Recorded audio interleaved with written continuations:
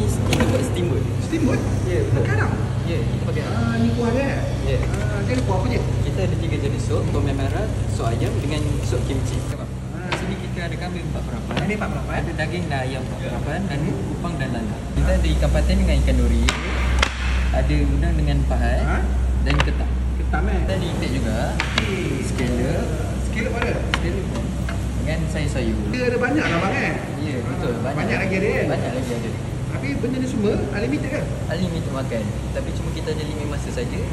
120 minit. Kedai kita dekat Pulau Melaka. Pulau Melaka. Ya, Nama kedai? Nama kedai Cikata Steamboat. Buka hari-hari bang. 5.30 petang sampai 12.30 malam. Harga untuk seorang kepala RM45 saja. RM40 saja? Ya. Orang kedua, kita ada 50%. 30%, 50% lah. Daripada bila? Sampai 15 Mei hingga 15 Jun. 15 Mei sampai 15 Jun lah? Ya, betul. Jadi saya makan orang Okey, baik. Terima kasih. Sama. Ikan bakar pun ada tak bang Ya, kat sini pun kita ada ikan bakar. Ikan bakar. Ikan bakar kisah mana? Kita ada siakap, benak dengan pari. Dia ikut berat lah? Ya, betul. Okay, baik. Ikan bakar Ni sambal biasa. Ni pula 3 rasa 3 rasa.